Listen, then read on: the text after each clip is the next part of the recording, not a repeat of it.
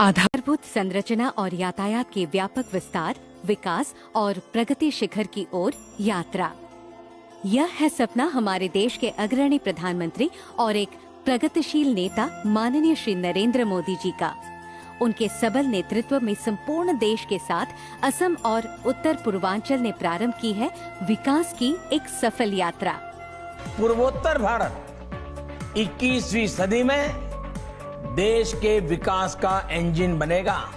असम तथा उत्तर पूर्वांचल के विकास के लिए हमेशा सक्रिय और तत्पर हमारे प्रधानमंत्री श्री नरेंद्र मोदी जी। धौला खदिया और बोगीबील जैसे पुल असम को समर्पित करने के बाद आज हमारे प्रधानमंत्री श्री नरेंद्र मोदी जी के कर कमलों से प्रारंभ होगी 10 नई विकासशील योजनाएं, जिनकी कुल लागत 11,600 करोड़ रुपए अनुमानित की गई है। मां कामाख्या के आशीर्वाद से धन्य है असम भूमि।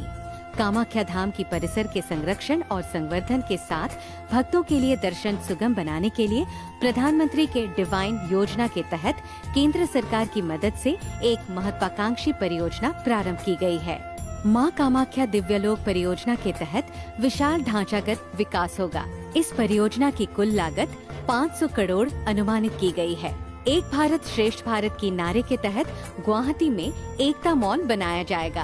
एकता मॉल स्थानीय रूप से उत्पादित वस्तुओं, छोटे व्यवसायों, कारीगरों, सड़क किनारे के व्यवसाय और पारंपरिक खाद्य व्यवसायों को एक वाणिज्यिक मंच प्रदान करेगा।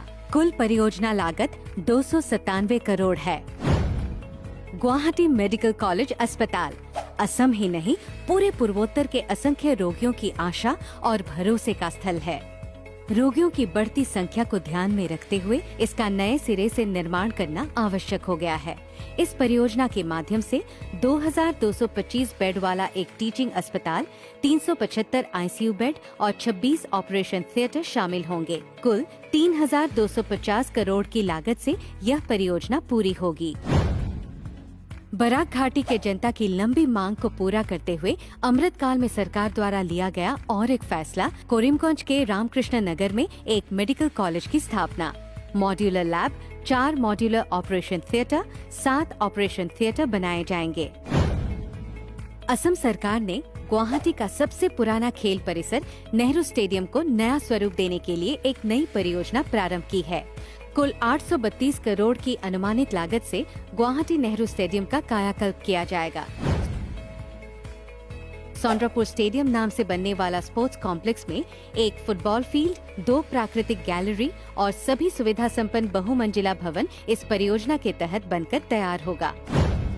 लोकप्रिय गोपीनाथ बॉर्डलोई हवाई अड्डे को जोड़ने वाली संपर्क सड़क की संगठन और विकास का फैसला किया गया है। पीएम डिवाइन योजना के तहत फिलहाल के टर्मिनल से 2 लेन युक्त सड़क को 4 लेन युक्त सड़क में तब्दील किया जाएगा। राज्य सरकार इस परियोजना को अधिक वित्तीय सहायता से 6 लेन युक्त कैरियजवे के रूप में विकसित करेगी।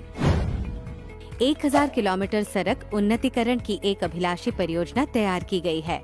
Assam road network master plan के तहत 43 सड़कों का विकास किया जाएगा।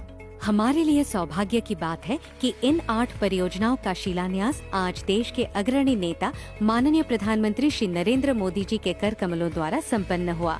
केंद्र सरकार ने उत्तरी असम में दोलाबाड़ी से जामुगुरी तक जियाभोरोली पुल को छोड़कर 4 लेन के राष्ट्रीय राजमार्ग का निर्माण पूरा कर लिया है। कुल परियोजना लागत लगभग 592 करोड़ है और बिस्वनाथ से गौहपुर तक का 4 लेन राष्ट्रीय राजमार्ग का निर्माण पूरा कर लिया है। परियोजना की कुल लागत लगभग 1,451 करोड़ है।